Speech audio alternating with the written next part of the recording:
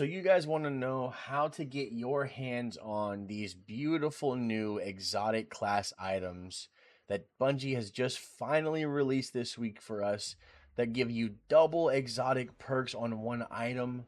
Well, if you watch this video, I'm going to show you a little bit of a breakdown of how to get the mission and how to do the mission. So stay tuned through the whole thing so you have a full guide.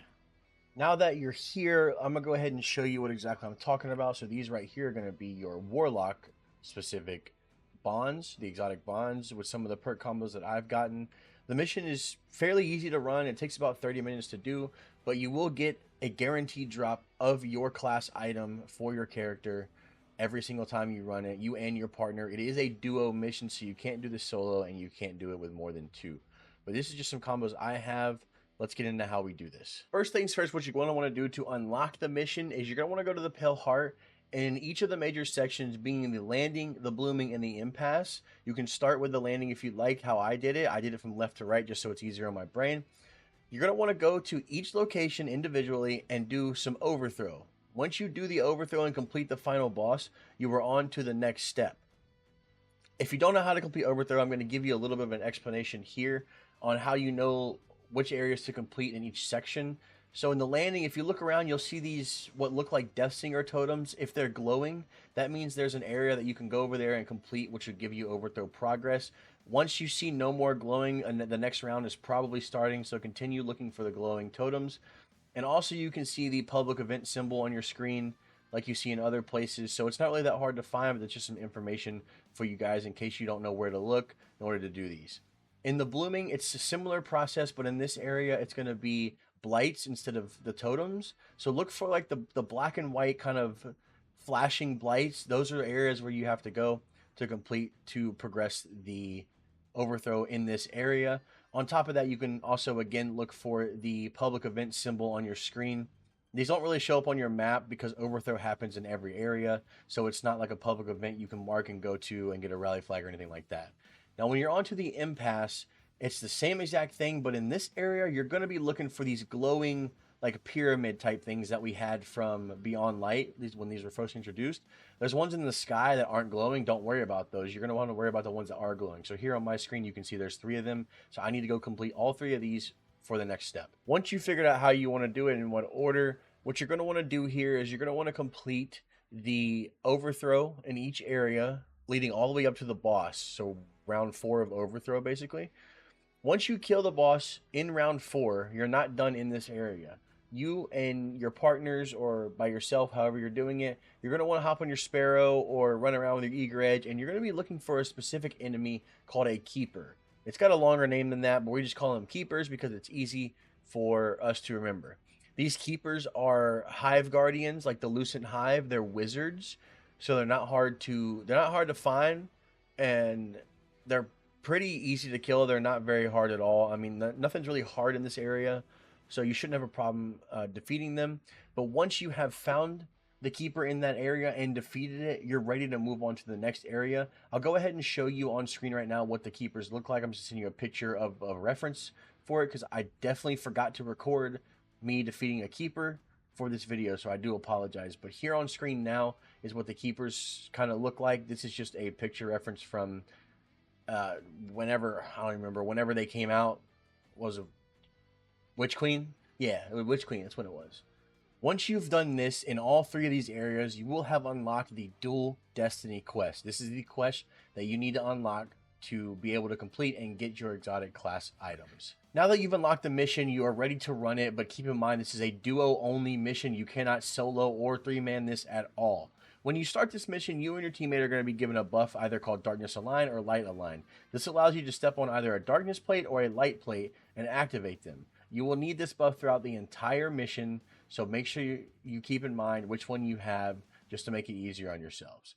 When you're doing the mission from the start, basically you're going to have a bunch of ads that spawn in this area once you climb through this cave section and you open up the first door. If you want, you can kill these ads. It's totally up to you. If not, you can completely skip them. The goal here is to get to a certain point in this area to be able to open another door.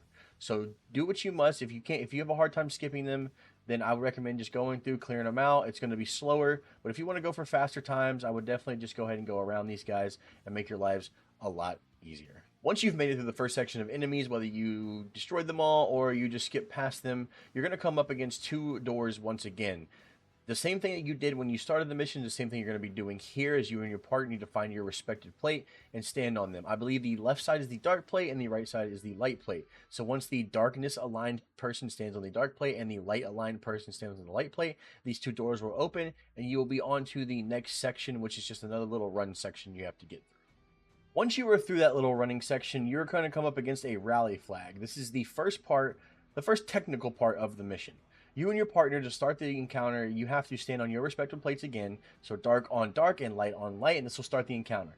Enemies will start spawning. Eventually, you will get two major enemies that spawn. One is going to be a dark one, and one's going to be a light one. What this means is the person with the dark buff needs to kill the dark one, and the person with the light one needs to kill the light one. One is a knight, and one is a phalanx. They're pretty easy to kill, but be careful. You could get beat up pretty quick in here. Once you have killed one of these enemies, each of them are going to drop a mote on the ground. You need to pick up this mote, and in this section, you need 2 motes total to be able to finish this part of the mission. What these motes do for you is they allow you to see symbols that pop up around the room. In this section, the person holding the dark buff will see symbols in the air with like these little bees or like darkness peanuts you have to shoot. Do not shoot them right away because you do not know which ones you need to shoot, but this is your job. You're going to be the shooter, basically. You're going to be the guy that finishes it off.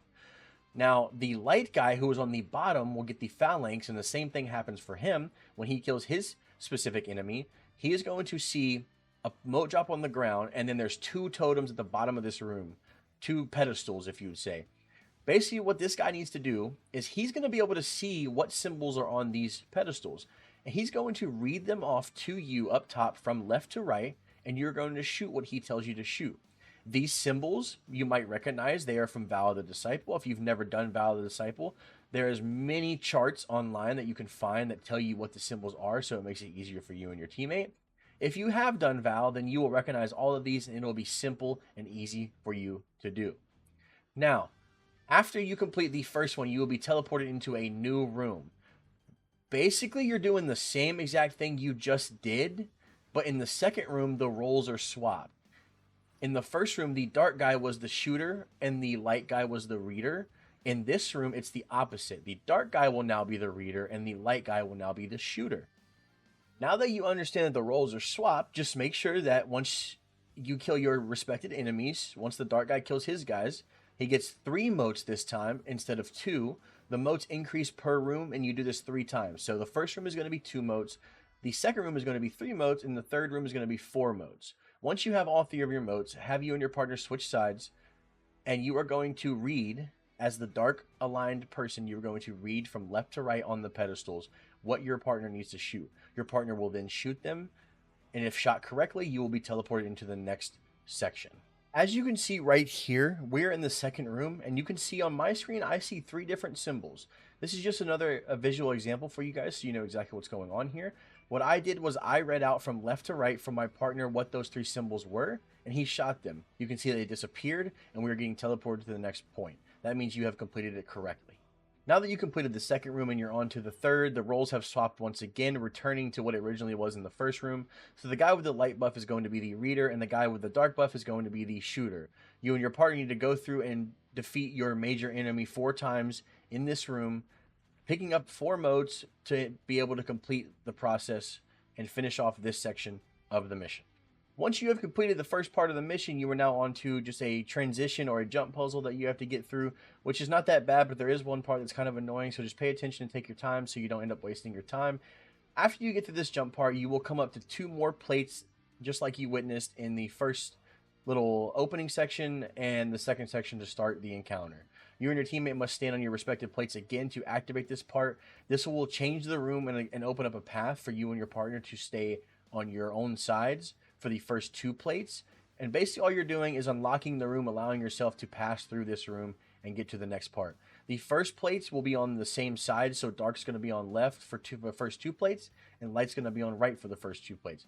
After you open up on the third plate, you will then swap sides, but it's not that hard to know because the path that opens up for you is going to force you to swap sides anyways, because if you follow the path, you will end up on the other side of the room.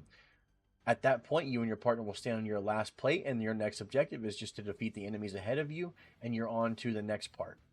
Now you've gotten past the easy part of the mission. This is where it starts to get a little more difficult because there's an actual mechanic embedded into this mission that I think is a really fun mechanic to do. It's not as hard as you would think it is, but it can definitely be confusing for your first time. So let me go ahead and explain it to you. You are going to come up on a room that has a rally flag. I would get ready with something like an LMG and just good ad clearing things here, and then something to kill a Tormentor, because this Tormentor is quite healthy, and of course Tormentors are annoying. You don't want to have to deal with them or end up dying to them over and over again. So definitely bring something that's going to help you take care of it easily while also keeping yourself alive versus all of the ads in this room, because there's an infinite spawn of ads until you complete the encounter.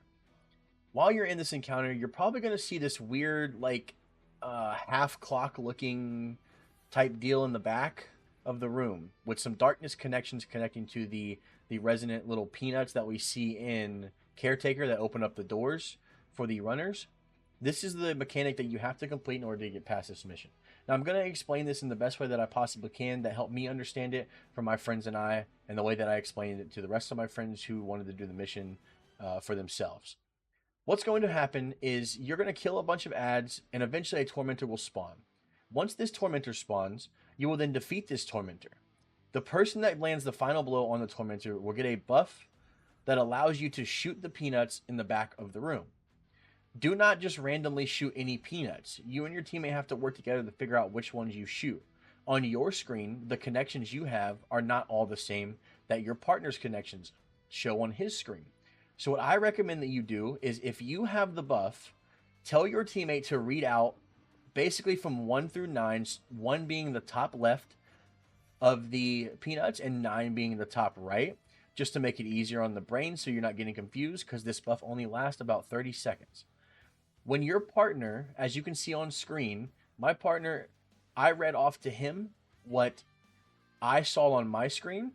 All he's going to do is look at his connections, and whichever connections we have that are similar, he's going to shoot. For example, if I read off 1, 2, 3, 4, 5, but his shows 3, 4, 5, 6, 7, that means that 3, 4, and 5 are that's our similar connections. He's going to shoot 3, 4, and 5, and that is one connection done, basically. After that, you will continue on killing ads until you spawn another Tormentor, defeat this Tormentor, and repeat. Whoever has the buff needs to be quiet while the other guy reads off to him. While the guy is reading off, the guy with the buff is going to shoot the ones that are the proper connections that you both share. You will do this 3 times, and then the encounter is completely over. Now that you have completed that step, you're going to be on to another little running section where you have to repeat what you did prior to the Tormentor section with all the connections. So basically, you and your teammate are going to work together by standing on your respective plates again and allowing you to traverse up this really big, like, overgrown room that's full of trees and everything. It's a really cool room. This thing looks amazing. This whole mission looks really cool. I think Bungie did a great job with it. I think you're going to enjoy it when you get a hold of it yourself. It's really fun. But back to what we're supposed to be doing here. You're going to be killing a bunch of ads here. There's going to be a lot of attendants that can pull you off of the cliff, so be careful. Make sure you're just killing them fast, just so you don't die and waste time for you and your teammate, because if you lose time and run out of time on this mission, you get sent back to orbit. So keep that in mind. Now, once you and your partner stand on the plates that are aligned to your buff, you're going to get sent up onto the next platform. You're going to repeat the process. You're going to kill enemies on your sides. Again, be careful, because there are a bunch of ads that'll mess you up. There's an ogre that can push you off, or maybe even attendants that can pull you off with their strand abilities. Once you get done with the ads, you will stand on the plates again, which will then launch you up to the next platform where you work together to kill some more ads, eventually reaching the goal of standing on 2 plates to activate the final launch pads for you and your teammate. But the difference is, on this 3rd platform, a bunch of ads are going to spawn normally like the other 2 platforms, but then there's going to be 2 Tormentors that spawn that you have to take out. These 2 Tormentors can be kind of scary because they're Tormentors and they're kind of hard to defeat. So just make sure you work together with your teammate to knock these down pretty quick. Once all the ads are done, you're going to stand on your 2 plates, and then you will be done with this little running section. Now that you completed all the running, you're going to do another transition into the next encounter, and you're going to come up on a rally flag. Once again, you're going to rally to the flag. Make sure you have some damage stuff set up this time, as well as ad clearing, because you will be taking out a few bosses here. In order to start this encounter, you're going to need to step on your plates once again, like the same thing you've been doing throughout the entire mission. This is going to cause ads to start spawning, as well as a Subjugator boss. What you're going to want to do is you're going to want to stay alive and kill as many ads as you can, while also trying to burst down the Subjugator's health, because he has 3 different sections of his health that you have to get through to defeat him. Now, I know in the video that I missed like all my grenade launcher shots, but we're not going to talk about it. I was looking at my other screen. This is probably like my 4th or 5th run, so I already knew what I was doing. I was just having fun with it at this point. We're just going to let that one ride out, okay? Once you have completed the first health bar of the Subjugator, and he goes into the middle with his immune shield, you now need to find wizards around your room and defeat the right one with your right buff. So if you have the dark buff, you need to find the wizard that has the dark aura around him. If you have the light buff, you need to find the wizard that has the light buff. At this point, once you've defeated both of your wizards, the part that you did in the first section of this mission, where one person can read and one person can shoot, is going to appear again. This time, there's going to be 3 symbols that appear above the Subjugator's head. You need to read these symbols from top to bottom, and the other person who cannot see the symbols above his head needs to shoot the symbols around the arena. If the right symbols are shot, his immune shield will come off, and you will be in second damage phase. Once his shield comes off, you're just going to want to burst him down again and clear out his second phase of his health bar and get him to an immune shield once again, but this time it's going to be a little bit different. Now you completed his second phase and smashed out his second part of his health bar. He's going to go completely immune in the cage in the center of the room, as well as what I call the clock towers on the left one will be lighting up now with a bunch of connections. This is 12 different connections, and it kind of looks like a clock, so I call them clock towers. Makes it easier for me to do the encounter. You don't have to worry about this just yet, but keep in mind this is part of the mechanic that you will need to do soon after. After this part shows up, another Subjugator will spawn, making this 2 Subjugators in one room. Keep in mind, one is Stasis and one is Strand, so you're going to be dealing with 2 different types of attacks here, and it's going to be really dangerous on both of them. So just be careful and try to stay alive and try not to waste time. You have a lot of time in this mission, but if you waste it all, you got to restart all over again.